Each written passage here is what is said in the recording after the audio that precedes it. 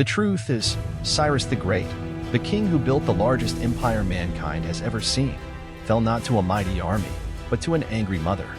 And that was a moment that changed the course of human history. Imagine a man whose name made the world retreat. Cyrus the Great, mythologized as the first benevolent king, was also a military genius who built the largest Persian empire ever seen. He not only defeated the established kingdoms, but also brought them under his control by granting religious freedom and preserving indigenous customs, something that other conquerors of the time would never do. Under Cyrus, the empire stretched from the Mediterranean to India, from the frigid Caucasus to the Persian Gulf. And most importantly, no one has ever stopped him. Every campaign was a victory. Every rumor about him, from Babylon to the Nile, was associated with two words, great. But then, he heard of a small northern tribe, a queen, a denial, and to him, that was unforgivable. And that was the beginning of the only and last mistake of his undefeated career. But before we get to the fateful confrontation, we must ask an important question. Why have we hardly ever heard of Tomyris? She was no less intelligent or strategic than any king, but most ancient documents were written by men. And they were not used to writing about women who were not submissive, especially women who won. Tomyris was no one's wife. She was not the mother of any future king. She was the real queen, without needing to be defined by men. And that made her a threat to male-dominated power systems from Athens to Babylon. History is written by the victors, but with Tomyris, it is rewritten by the survivors and the real winners. Her story survives, scattered in Herodotus and manuscript fragments, in fragmentary accounts, as an echo struggling to rise from the depths of oblivion. But then she appeared, not in a book, but on the battlefield, with a refusal that angered an entire empire. And then she appeared, not in the golden history books, but in an act that still astounds people today, refused to marry the most powerful king in the ancient world. Cyrus, never one to be denied anything, offered Tomyris his hand in marriage, but there was an elaborate plan of conquest hidden behind it. If she accepted, the Masate would become a province of Persia. No bloodshed, no war, but no freedom either. Tomyris saw it clearly, and she refused not only Cyrus's marriage proposal, but also his kingship. No pomp, no hidden meaning. She answered bluntly that she would not be a wife, nor a vassal. A queen would not bow her head. Cyrus was angry, and like many emperors have done, he chose war to assert himself.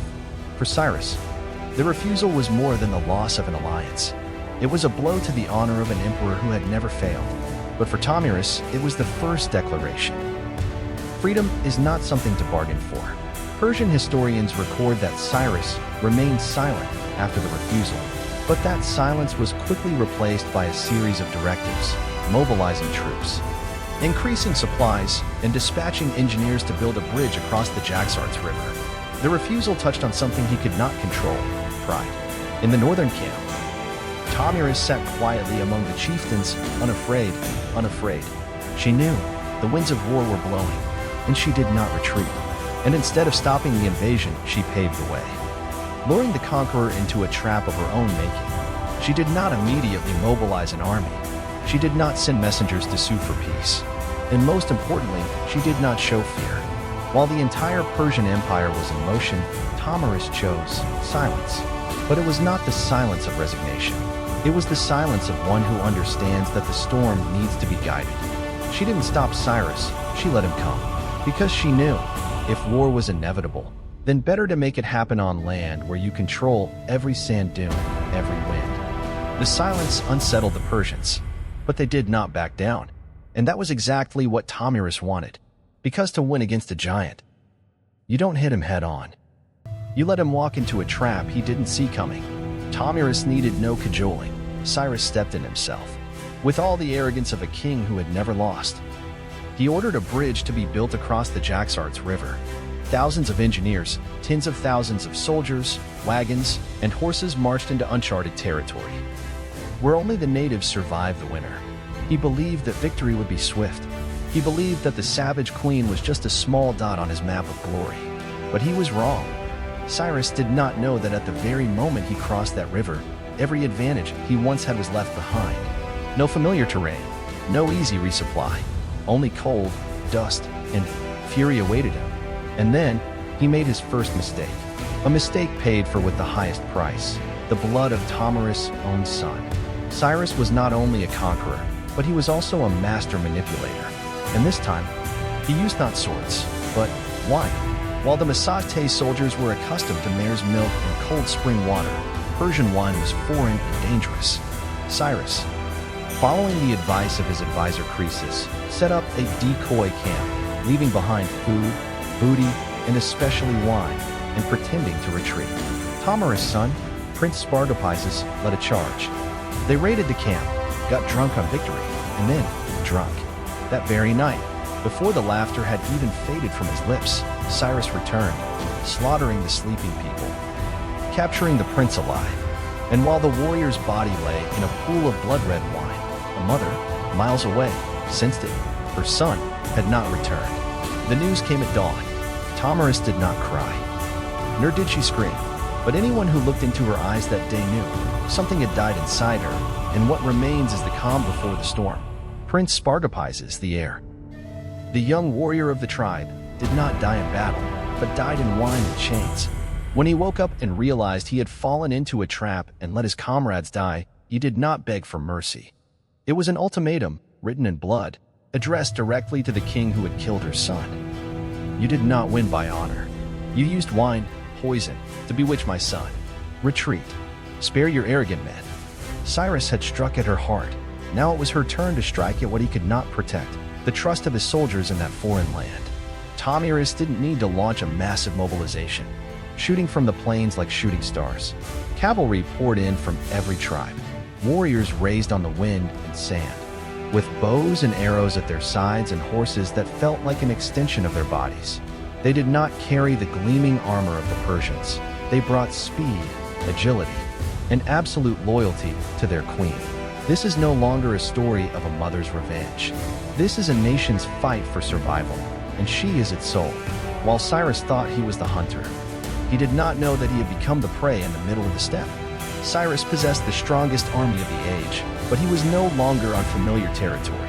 He was standing in an endless space, where the earth and sky merged, and every gust of wind could be a signal of war.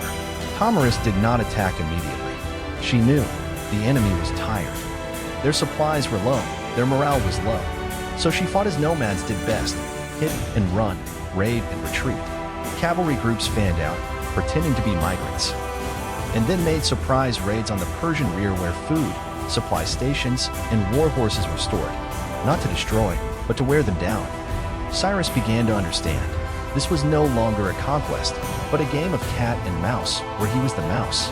With each passing day, the confidence of the Persian army was further frayed. The once dominant city-states now stood in the wilderness, hunted by ghostly cavalry. There were no walls, no maps, only the wind, carrying the sound of hooves from every direction. Supplies were cut off. Campfires were burning.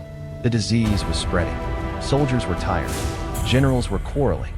Cyrus, once the invincible, now had to explain why they had not made any progress. Tomyris has not appeared yet, but her shadow had covered the entire front. She struck at what Cyrus could not bring from the capital, faith. And when the soldiers' morale was at its lowest, that was when she decided to strike the first killing blow. Surrounded, supplies dwindling, morale sapped, but Cyrus did not retreat. The sting of rejection burned within him like a smoldering fire. He could not turn back, not just because of pride, but because he feared, if he returned empty-handed, he would no longer beat the great. Instead of retreating, he ordered his troops deeper into the steppe, hoping to find Tomyris' headquarters and deliver a decisive blow. But the farther they went, the stranger the terrain became, and the more brutal the weather. Men were dying not from battle, but from hunger, cold, and disoriented. Tomyris didn't need to chase. She just needed to wait for the right moment. And when that moment comes, she will strike not at the army, but at the very heart that bears the last illusion of an emperor. Cyrus still marched on, not because he still believed in victory, but because he cannot turn back. A king who had conquered half the world could not back down before a woman in the steppe. And so he charged into a decisive battle, right on the land where the very winds were against him. The Persian army, accustomed to plains and cities, now had to fight on the treeless steppe, where every grain of sand was a whisper of the ancestors of the Masashte. Tomarus didn't choose random timing. She chose the right moment. The enemy was tired, hungry, scared, and disillusioned. The battle was not just the clash of spears. It was a war between those who understand this land and the stranger dying in its midst, who is seen by both East and West as a symbol of wisdom and tolerance. Fall not because of a stronger army, but because you entered a battlefield that did not belong to you. His sword broke in two. Because Tomarus wanted more than just to end a war, she wanted to leave behind a symbol, a bloody warning to all who would come after him. The battlefield gradually quieted. The Massate did not cheer or celebrate. They silently searched for the bodies. She told them to look for only one person, Cyrus. And when his body was found, Tomarus ordered, "Cut off his head and bring it back." In the camp, she did not shed a tear. She did something no one had ever dared to do to a great king, took a leather bag filled with wine, this time. Not fermented grapes, but human blood. Then she pressed his head down, letting the blood flood his eyes, his nose, his mouth, and said, "I live, and you are dead. But you took my son by despicable means, so now I give you back what you deserve, blood. I promise to fill you with blood, and I keep my word." The scene not only extinguished an empire, it raised a question. Who really wrote history? And why was her name all but erased? Tomarus did not erect a monument. She did not write a manifesto. She simply returned quietly, as if killing the greatest conqueror of all time was just part of the job. And then, history began to be silent. Herodotus, the Greek historian, was the rare one to record her victory. But even he writes with skepticism, it seems almost unbelievable that a nomadic woman could shake an empire. Later manuscripts shorten her name.